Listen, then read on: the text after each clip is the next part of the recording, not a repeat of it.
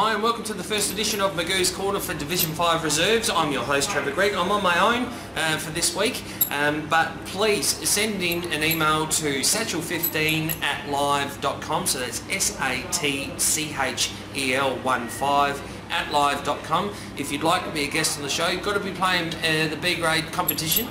It could be from Div 6 all the way through to Div 1. We'd love to get you on in front of the camera so we can get your thoughts on what's happening at your club, any events that are coming up, and just get your thoughts on the previous week. So we'd love to see you here.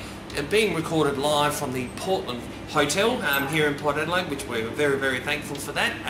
And of course something new this year is the producer, in his infinite wisdom, will be now calling games live from your club. So have a chat with your committee members, the presidents, whatever the setup is, and tell them to get in touch with Luke Hosey from Hosey Media, and we'll be able to come through and call the game live. So you'll be able to have your life members, you can have your sponsors also mentioned. It's quite a good thing. So it's new, it's fantastic. Make sure you get on board. So what we'll do now is also go through a couple of new things this year. We'll have Trev's 2 cents. So a gripe that's coming up, or something that annoys me, I'll put my 2 cents in. There's a couple of new things of the point system, salary cap, whatever. We'll have a chat about it, and I'll put my 2 cents in. And also what we need to do is congratulate Tommy Javor being a new dad. I'm sure my kid's doing really, really well, but congratulations, mate, on the little girl. First off, let's have a look at Hectorville taking on Blackfriars at Darley Oval, and it was Hectorville 18-8, 116 to Blackfriars 6-3, 39. Goal scorers for the Hounds were Bottrell with 3, Russell it says here with 11, and if that's the case, that is a fantastic effort. Capurso, Dunn, Zapier and Francis with 1 each. Russell, Francis, Badge, Capurso and Richie were the best players. And for Blackfriars, Kingsman with 2, Haynes, Clark, Balfour and Porcaro, 1 each. Craggs, Porcaro, Clark, Kingsman and Balfour were the better players on the day. The next game, Greenacres hosted Elizabeth at Edward Smith Reserve. And Greenacres just going down by a few kicks, 8-11-59 to 11-13-79. Best players, goal kickers, were Smith with 3, Seagull's mate, or even Chrissy Nichols' mate, Coombe, or they called him Cum, with 2, Tansel with a couple as well, Perrin with 1, Perrin, Cum, Matthews and Wombat were the better players. And for Elizabeth, Lomas, Tully, Quirk with 2 each, McCafferty, Hall, Reichelt, Morpeth and Rowland with 1 each, and Reichelt, Clark, Hall, Lomas and Bryant were the best players on the day. So good work there to Elizabeth. And the next game, which was Lockley's hosting Glenunga at Lockley's Oval. 10-11-71 to Glenunga, 7-6-48.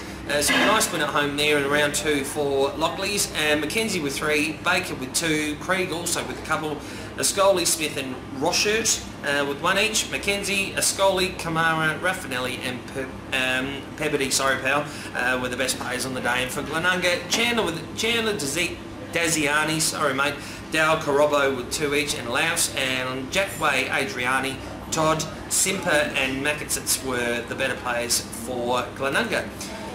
Next game, Smithfield versus Pulteney. Very close game. Only 1 kick in it. 8-15-63, so inaccurate for Smithfield. And I got to see them in round 1, obviously, to Pulteney's 10-9-69.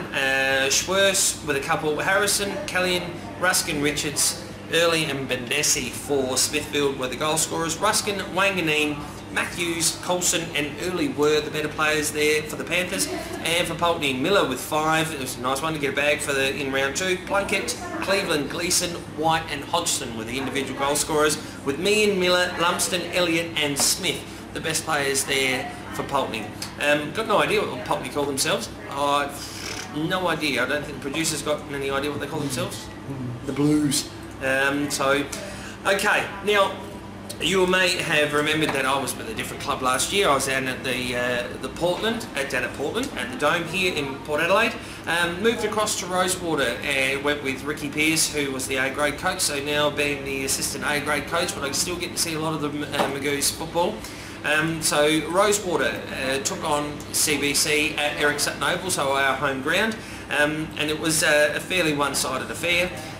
Quite a few out actually. Got to see a fair bit of this one, but it was CBC. They were very quick, very quick side. Moved the ball quite well. From half-back all the way through our southern wing is where they tore us a new one, just to be put bluntly.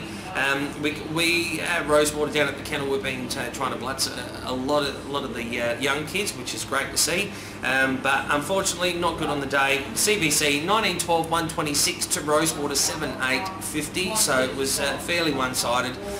In the first quarter it was pretty much just all CBC. Jamie, who's the B grade coach down at the kennel, gave him a little bit of a spray at quarter time, which seemed to have done a little bit, but unfortunately just falling very short in the end. So the goal scorers for the Dogs were Honson, Scotty Bouchin, Ryan Brower, Short, Jaden Newchurch, McDonald and Kingy with one each. James Cooper, he is the, I'm just trying to remember the gentleman's name from Melbourne, but Cooper, Clements, Larson, Clements, Gator, who come down from the A grade, McDonald and Billett were the best players. And once again, another one of my pet hates, and this will probably be the first one of Trev's 2 cents. Get some recognition for your effort. Team managers of these sides, there's a little piece of paper, you use one of these, you fill it out, you give it to the opposition team manager if you're playing away, and you put your best players and goal scorers in. Give the guys some recognition for their effort.